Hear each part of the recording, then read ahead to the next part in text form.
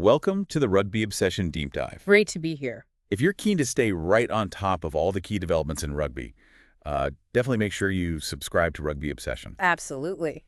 So today, we're getting into something pretty interesting, I think. A strategic play shaping up in the rugby landscape. Oh, yeah. What have we got? It's about the new National Rugby League team, the Perth Bears, and, well, their plans for the future. Ah, the NRL expansion. Right, exactly. And our mission today, if you like, is to understand how this expansion, especially their reported interest in South African talent, how that might impact rugby union. Okay. Talent pathways, cross-code stuff. Yep, we're unpacking the news that came out via Planet Rugby about the Perth Bears' ambitions. All right. Well, it's certainly a bold strategy from the Bears, looking long-term even before they, kick a ball in the NRL in 2027. It is. It feels very forward-thinking.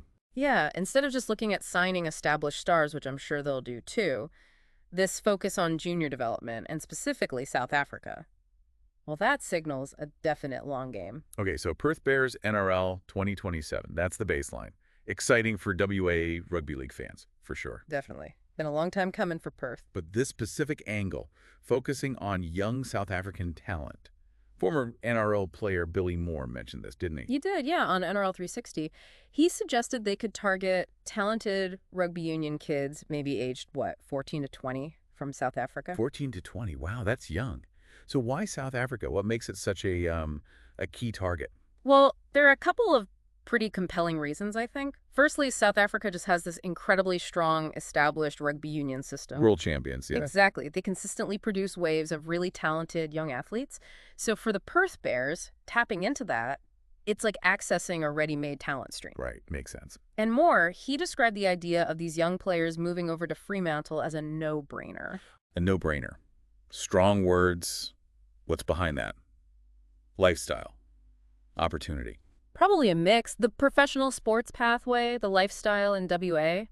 It could be a really attractive package for a young aspiring athlete, perhaps one who doesn't quite see a clear path in the crowded SA rugby scene. Okay, so it's about, like you said, building that talent pipeline for the new franchise. Precisely. Fill the pipeline. That was the phrase used, I believe. And Moore also made that interesting comparison with junior numbers, didn't he? Yeah, that was fascinating. He pointed out North Sydney, the Bears' origin club, has maybe 2,000 registered juniors. Okay. But Perth, apparently they currently have around 6,000 juniors playing league. 6,000, even without a top-level team for so long. That's what was reported. It suggests there's a real grassroots enthusiasm for league over there. So the Bears want to tap into that local base. For sure. But maybe supplement it with these high-potential international recruits. Seems like the strategy. And it's different from, say, the Dolphins' entry into the NRL recently.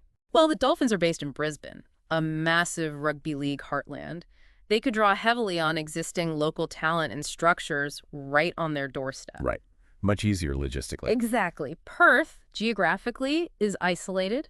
Attracting young talent from the eastern states across that distance is a challenge. So looking overseas, especially to a rugby powerhouse like South Africa, yeah, it kind of overcomes that distance issue in a way. It does, strategically speaking. Yeah. It diversifies their recruitment pool significantly. And there's that history, too, the North Sydney Bears connection. They weren't just plucked from thin air. No, absolutely not. They were the North Sydney Bears, a foundation club with a long NRL history before they exited the main comp back in 1999. And they still compete as North Sydney in the NSW Cup, right? Which is a pretty high standard. It is, yeah.